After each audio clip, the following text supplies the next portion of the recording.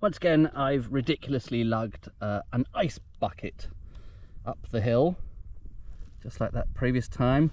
I have kept it in this cool bag which was inside my backpack, and at least some of the ice herein is still ice. There's a bag of what's mostly just cold water, but hopefully that will have done the job en route and kept that bottle of wine nicely chilled. Wine is something a bit special actually. It's Exton Park's 100% Pinot Meunier, and it's a rosé, so that's going to be really interesting. It was pretty pricey, and as I'm on the eve of unemployment, this may be something of a sort of final hurrah.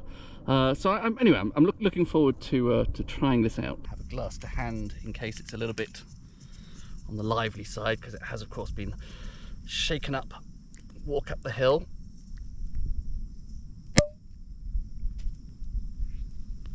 Not too bad. A little bit of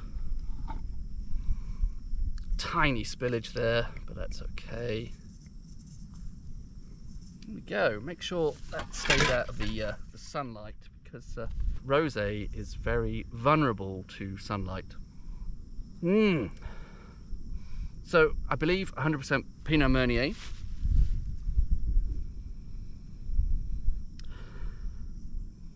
Met with a nice sort of hedgerow fruits kind of nose to begin with.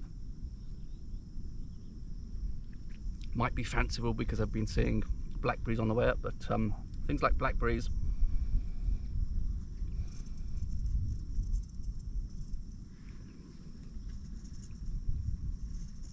but it has that lovely characteristic Exton Park sort of zingy acidity and precise minerality. This is of course also a wine of the South Downs, the other end of the South Downs near Winchester, but it similarly benefits from this chalky soil apparently that I'm currently sitting on.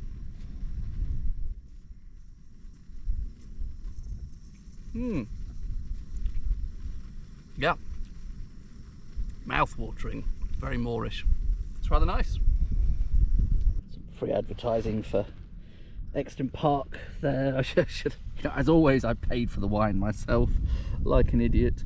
I have met their winemaker, Corinne Seeley. Met very briefly at a wine fair in London once, and very talented, I think, winemaker, experience in France before working in English wine.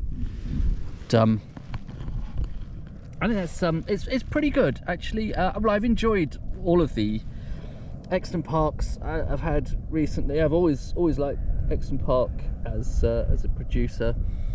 Hedgerow fruits, stone fruits, but possibly some slightly kind of almost veering ever slightly orangey kind of citrusy notes. I think the price tag is very hard to justify. You know, I'll leave that as an exercise to the reader if you're really determined to know how much it cost. By English sparkling standards, this is exorbitant. But you know, it's interesting and it's different, and you know, mugs like me, at least until now, have been happy to cough up for something a bit special.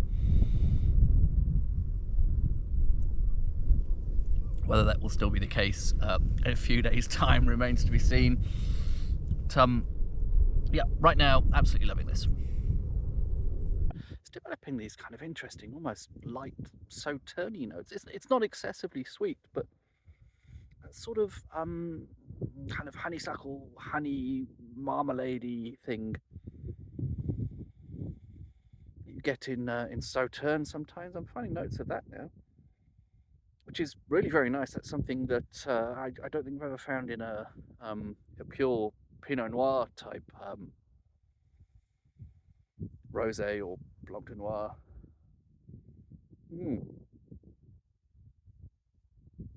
I'm always wondering what it is that Pinot Meunier does that Pinot Noir by itself doesn't, and perhaps that sort of slightly sauterny hint might be the answer. I don't know.